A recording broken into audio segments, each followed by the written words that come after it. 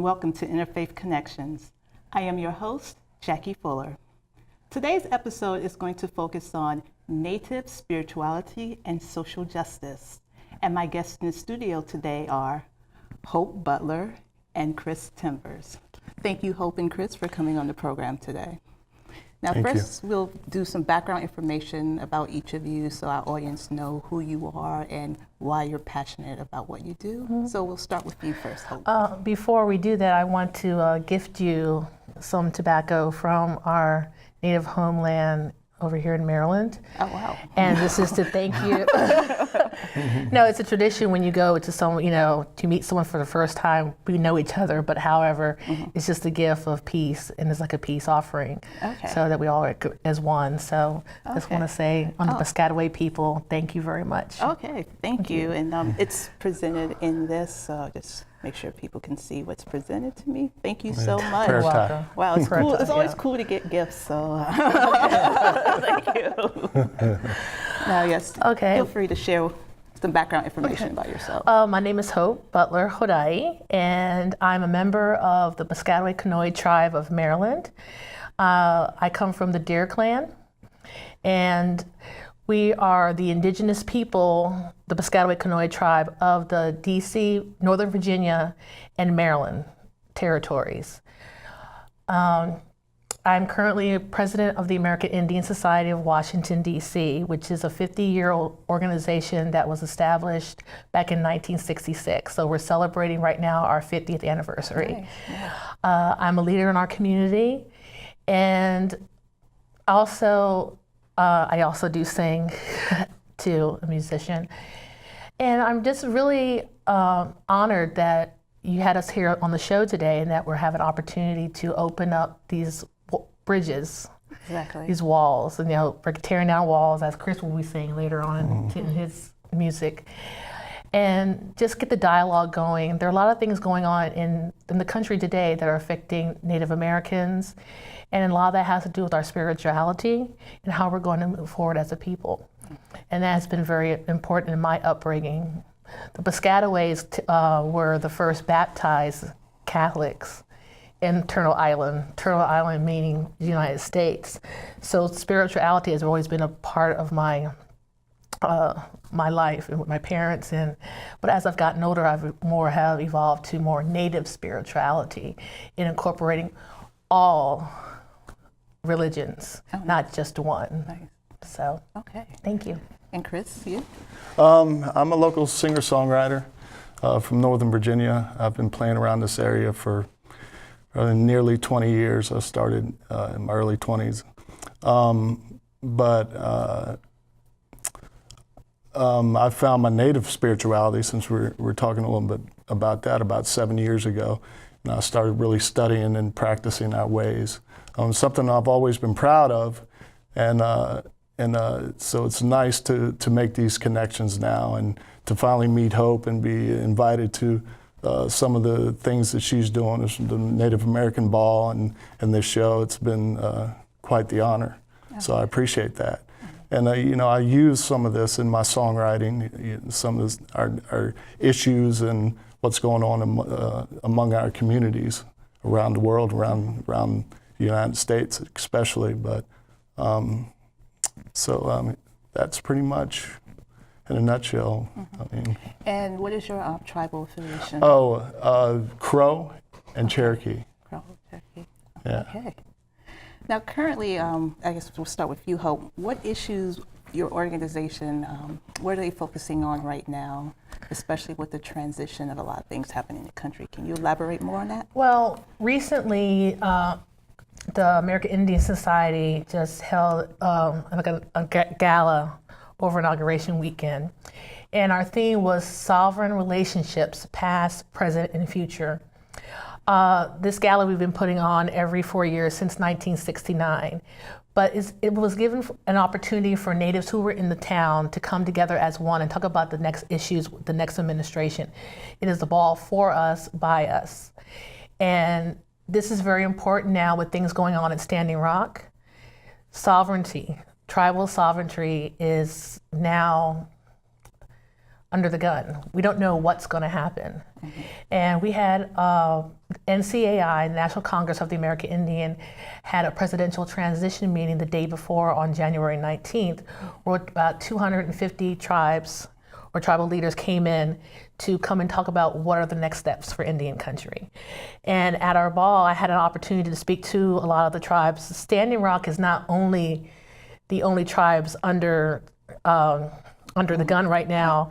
I met the Tohono O'odham tribe from Arizona, and theirs is more like an immigration border. Right. You wouldn't think that would be an issue, but that is very much an issue. They have 75 miles of their reservation that sits on the border of of Mexico and Arizona. And after speaking with him and listening to what they're going through, they're already seeing the effects of the wall being put up, because now people are, what was once a way you could travel freely back and forth. Right. Because when borders came up, people say you're from Virginia. Back then we didn't have borders, we were all together. But when the border came up, some of the tribal members got stuck on the Mexico side. Wow. And some of those members are still part of the whole tribe, but have to cross over sometimes into the part of the reservation that has the services for them. And they have different ceremonies that they do going back and forth. Your families across the border. You should, all should be together, but you're not. And they have different ceremonies. And as I was speaking to him, he was telling me, so what kind of things are up now? He said something like metal walls or metal barriers. When I think of that, I think of a war zone where you have these metal barriers, to keep people back.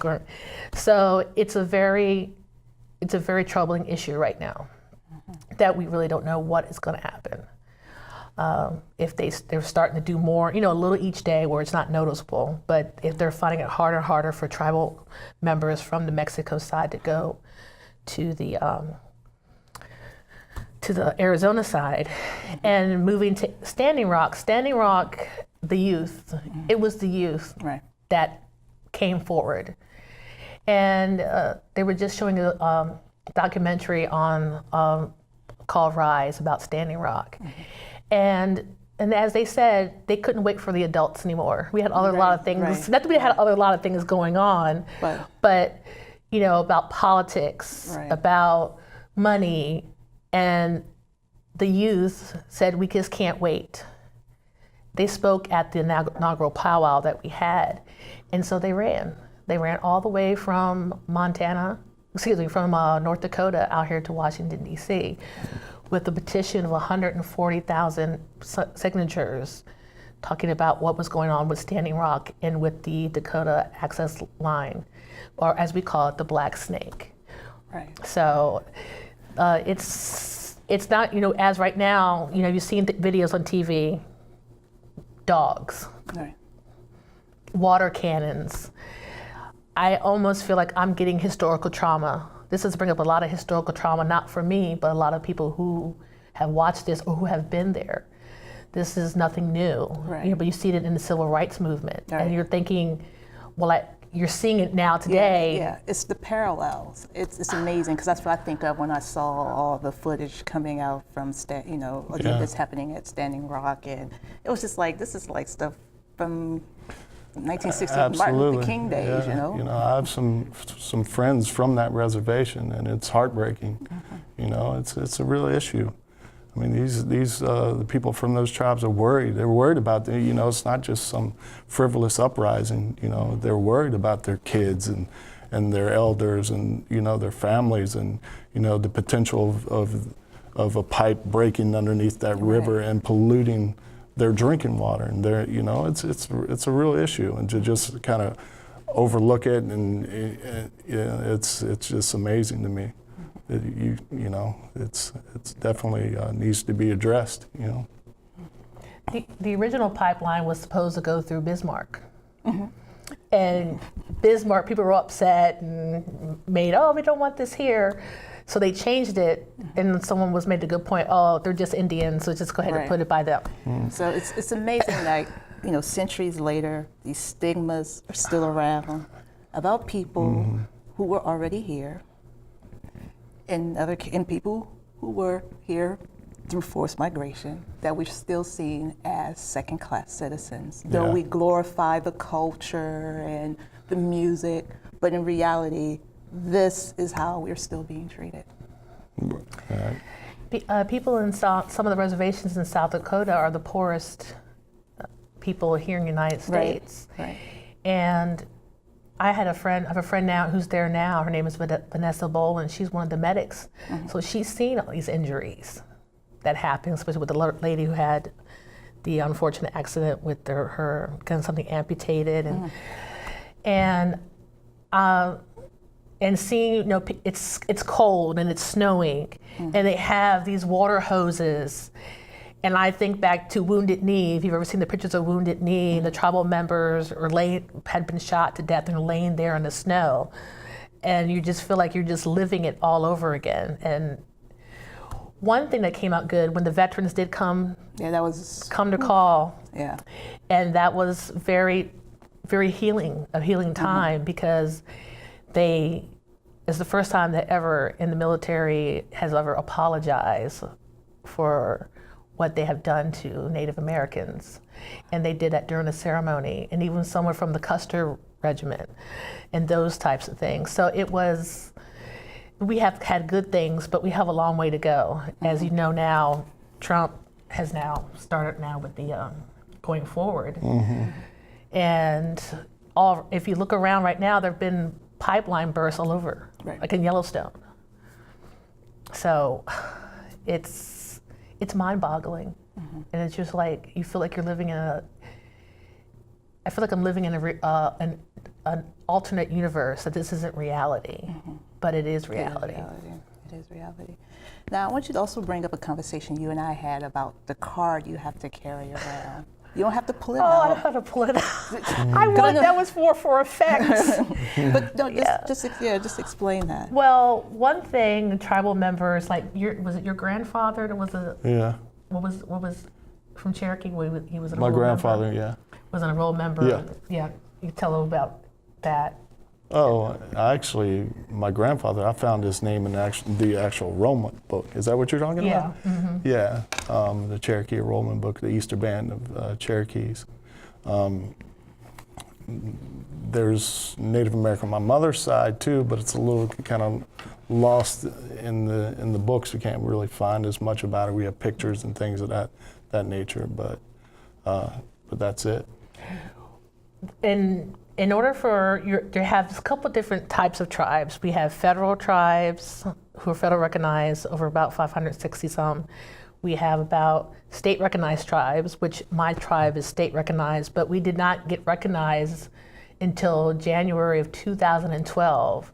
And that was by executive order when Governor O'Malley was in office. And then you have tribes that are unrecognized. But when you are federally recognized, in order to prove you're a Native American, you have to be enrolled and have a card that says you're Native American. So if you want to get services, you have to be able to show the card to prove you're Native American. State recognized trip is the same thing. So I went to get services with Indian Health Services, but I couldn't go there until I found my Native card to prove that I was American Indian. Right. And the parallels, I feel like, is this out Africa, where I got to go around having to carry a card saying that I'm Native, as they had to carry a card, back there in apartheid. It's just ridiculous. What other race in the United States has to literally carry a card to show who they are or to get service? I have my Social Security card. Right. I have nothing that says that I'm, So just on the streets, you got your card. There's a different card. Yeah, there's a different card. I mean, it used to be on your birth certificate and things like that, but it is kind of crazy, but it's true. It's reality. And it's the blood quantum, where it's modern day genocide, because it's what the government has put on us for a blood quantum, 1/4, after a point, who's going to be left? So, but I literally have to carry a card to get services or preference.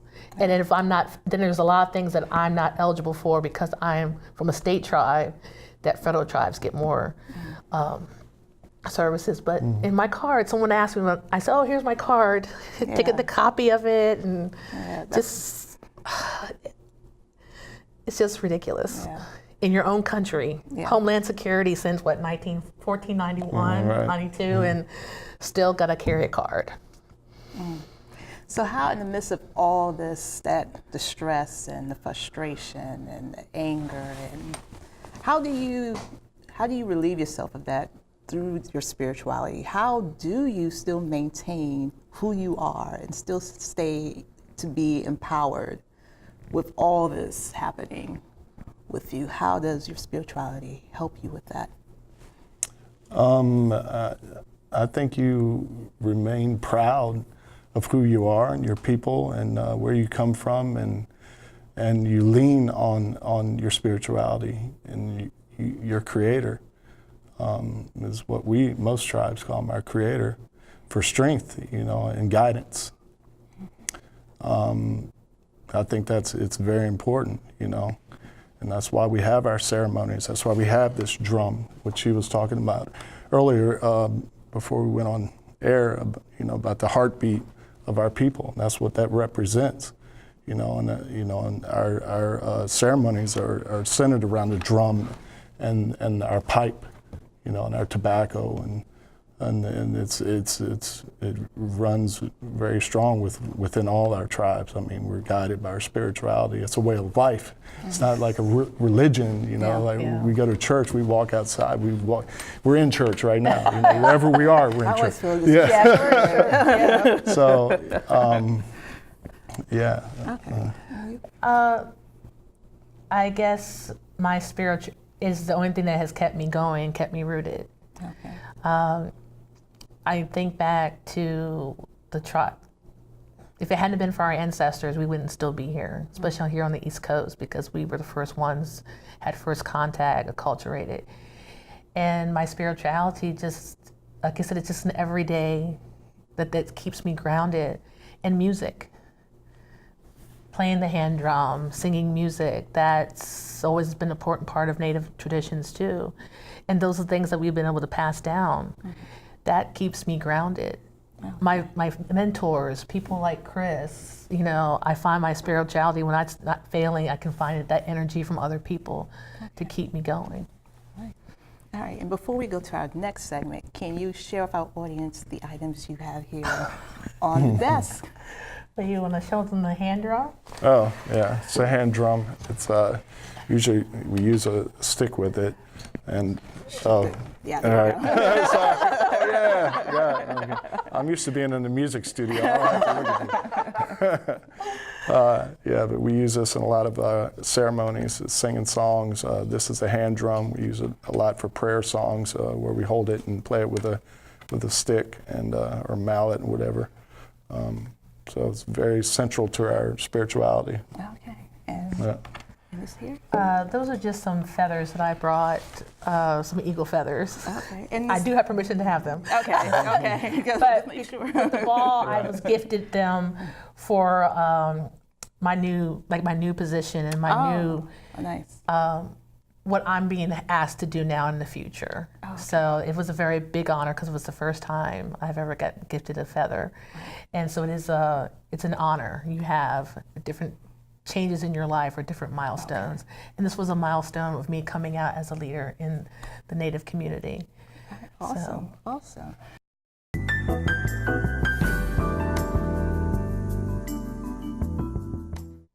Now we're going to focus on the music segment of today's episode, and we have Chris here again with us. Can you let us know what song you'll be singing? This song is called War. All right, there you go. Enjoy. Down for a lot of things, but I'm not down for war.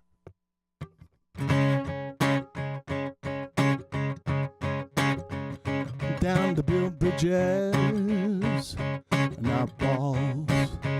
I'm down to pick you up when you fall. I'm down to drop knowledge and not bombs. I'm down for peace around every turn. I'm down to stop the rain of bullets and terror. I'm down to bring hope inferior. I'm down to old ways, have something to look up to. I'm down for soldiers who march for a higher truth. I'm not down for war, I'm not down for killing, I'm not down for conversions of the unwilling. I'm not down for war, I'm not down for benefiction, I'm not down for torture or unlawful convictions. I'm not down for war, no, no, no, no, not down for war. I'm down to move in nature's sway. I'm down to embrace another culture's ways. I'm down to us shining like the sun. I'm down to silence the tanks and all the guns. I'm down to walking without fear.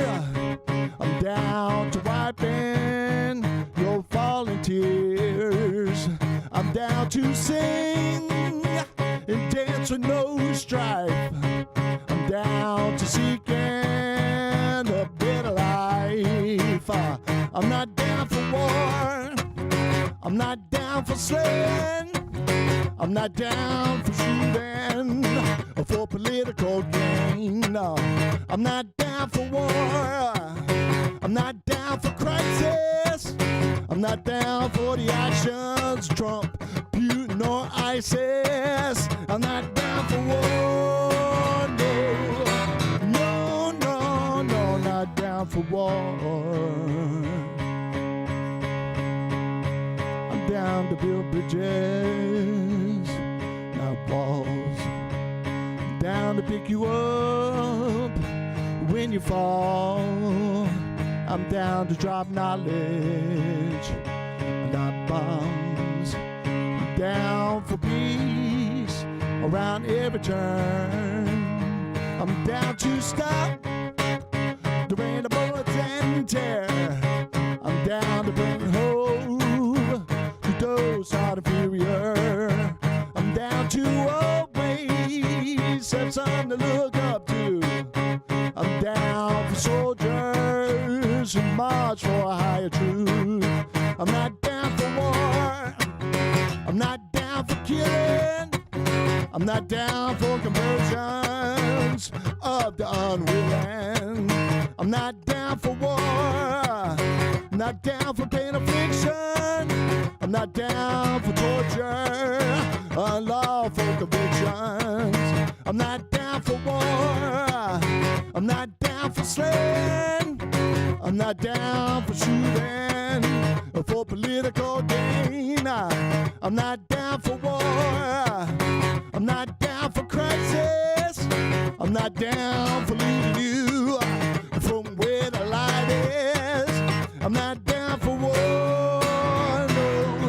no, no, no, no, not down for war, no, no, no, no, not down for war, no, no, no, no, not down for war.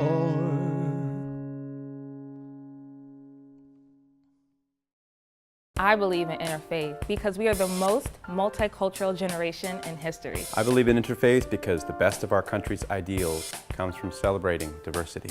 I believe in interfaith because I want to understand my friends and neighbors better. I believe in interfaith because my own faith is strengthened when I share it with others. I believe in interfaith because I can respect your beliefs even if I don't believe in God. I believe in interfaith because whatever name we call our Creator, we are all God's children.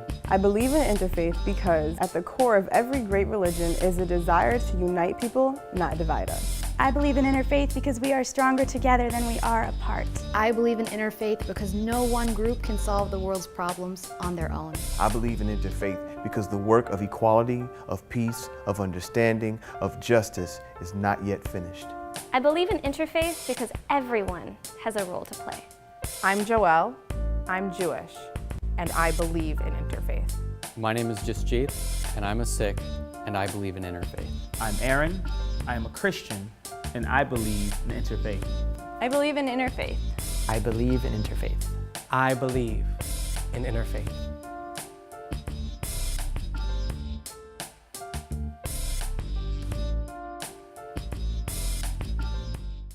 Every time I hear the alarm bell go off in school, I think it's an air raid. A lot of houses in our neighborhood have been destroyed. I like to close my ears and sing songs whenever the bombs come close. I'm worried our new neighbors won't like us. But I know it's all gonna be worth it.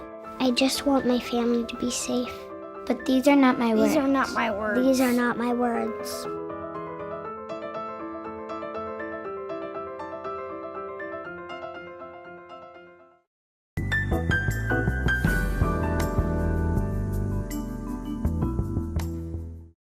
I want to thank my guests for coming on the program. I also want to thank the viewers for watching today's episode. For more information about Interfaith Connections, visit us online at www.interfaithconnections.squarespace.com. Also, follow us on Twitter at www.twitter.com/IFC TV show.